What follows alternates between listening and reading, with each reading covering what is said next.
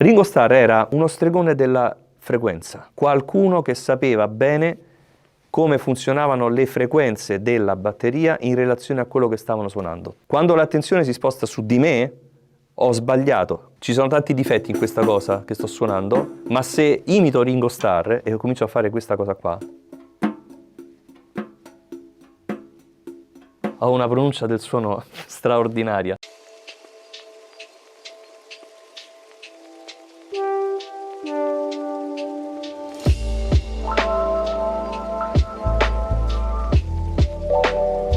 Gradisco ascoltare musica suonata da batteristi reali e da musicisti reali, perché così posso identificare quando suono questo dove me lo ritrovo là dentro. A proposito di questo, il timbro in fisica, e non c'è una laurea per questo, identifica proprio quel preciso strumento, quindi il timbro del metallo, il timbro del rullante. Quindi il timbro che differisce batteristicamente dal timbro stilistico.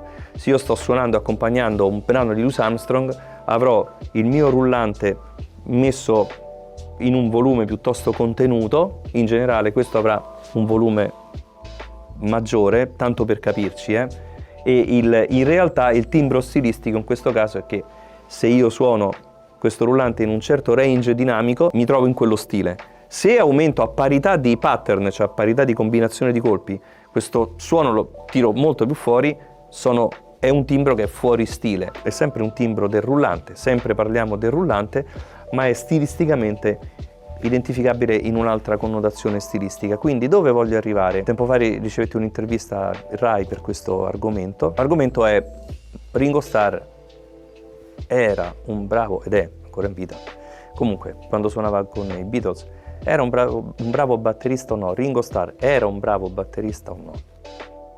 Era un batterista capace?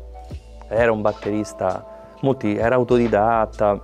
Allora, vi faccio fare attenzione a questa cosa qui. Quando la batteria viene ripresa dai microfoni, da un po' di tempo vanno molto i microfoni, si chiamano ipercardiodi, quelli che puntano proprio qua, proprio qui.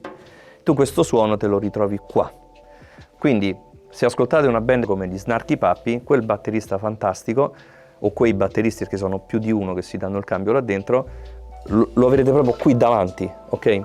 E viene fatto un lavoro tale per il quale ai tempi degli Yes veniva preso un posto che risuonava tanto anche il tempo dei Led Zeppelin, veniva preso un posto che risuonava in una certa maniera per fare il recording. Poi tutto questo viene processato elettromagneticamente un tempo, adesso digitalmente, e quella forma d'onda, che se avete mai visto un oscilloscopio, che è uno strumento che misura la forma d'onda, avrete una noce della fondamentale e tante armoniche secondarie. Quel lavoro, il bravo fonico, riesce a fare in maniera che nel vostro ascolto la musica abbia questa spazialità, non so se rendo l'idea. Quindi a volte con dei missaggi fatti molto bene, io chiudendo gli occhi, per esempio Pink Floyd è una di questa band, sono tra le band che più gradisco ascoltare, chiudo gli occhi e riesco addirittura a vedere i musicisti dove si trovano, a seconda di come è stato gestito il missaggio. Addirittura in certi dischi della GRP degli anni 90, della Fusion, quella più scalmanata, riuscivo a vedere dove fosse posizionato il Charleston, il rullante, i tom e i piatti, e a seconda se il mix era fatto da questa parte della batteria o dalla parte di chi ascolta. Vi dico questo perché Ringo Starr, ieri proprio ho suonato con uno studente della scuola, su suo consiglio, Photograph di Ringo Starr. Quando ho sentito quel brano ho avuto la conferma che quel che penso è abbastanza attinente alla realtà, ovvero che, esclusione del fatto che George Martin faceva gli arrangiamenti dei Beatles e quindi avevano uno scienziato che riusciva a gestire l'arrangiamento, Ringo Starr era uno stregone della frequenza, ok? Un mago, come vi pare a voi? Mago, stregone, un fantasista, qualcuno che sapeva bene come funzionavano le frequenze della batteria in relazione a quello che stavano suonando. Primo fra tutti, le coperte sulla batteria per Come Together, gli accompagnamenti inusuali in una marea di brani, il fatto che suonasse sul Charleston, non suono, faccio soltanto, no? Se io ho un tempo di batteria e imparo questa cosa statica da qualcuno, ok, ci sono tanti difetti in questa cosa che sto suonando, ma se imito Ringo Starr e comincio a fare questa cosa qua, ho una pronuncia del suono straordinaria. La pronuncia dell'esposizione del tempo di Ringo Starr è assolutamente straordinaria, perché non ha a che fare con l'impatto fisico, perché lui sapeva bene che il suono, questo è quello che io penso che Ringo pensi, quindi è un po' macchinosa la cosa, però sto abbastanza vicino, credo, perché il suono a un certo punto non ha più lo strumento fisico. Ovviamente nelle vostre cuffie non avete 70 kg di batteria che vi pentono tra una cuffia e l'altra, quindi è riprodotta la frequenza, le frequenze sono gestite dentro, e Ringo sapeva che l'impatto sonoro crea un timbro e che questo timbro potrebbe mettersi a metà o contrastare la composizione. Quindi Ringo era molto attento nel suonare quel qualcosa che dal punto di vista della composizione fosse insieme agli altri musicisti.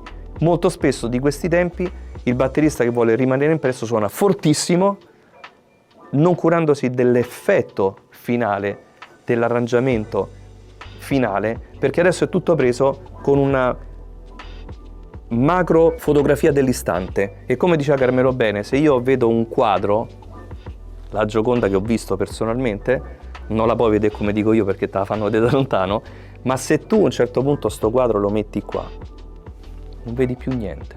Quindi i Beatles e Ringo Starr avevano il merito, e hanno ancora, di fare in maniera che il quadro ti rimanga lontano e tu abbia il senso generale del brano, e non questa cosa dove anch'io a un certo punto mi sono appassionato trascrivendo e non accorgendomi che stavo guardando un dettaglio della musica. Beatles rimane ancora, insieme a tante band dell'epoca, comunque rimane ancora un capolavoro di un quadro che potete ammirare da una certa distanza, perché non si fanno avvicinare nell'ascolto. Poi se vuoi trascrivere le parti, scoprirai che sono cose, il giro de do, miliardo di pezzi, il giro de do dei Beatles. La batteria che suona quello che stavo suonando prima, miliardo di pezzi. Non è quello, non è quella attenzione, è il quadro generale di come funziona.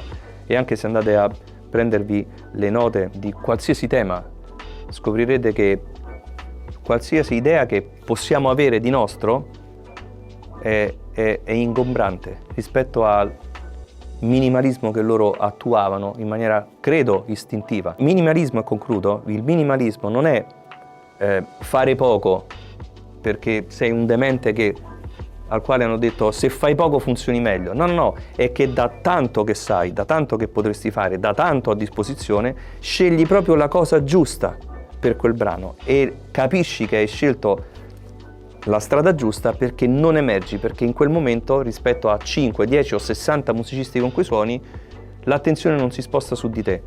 Quando l'attenzione si sposta su di me ho sbagliato, anche se gli altri sono contenti che ho fatto dei numeri e delle cose strane e bizzarre, ma quando l'attenzione invece rimane sul resto, lì ha funzionato.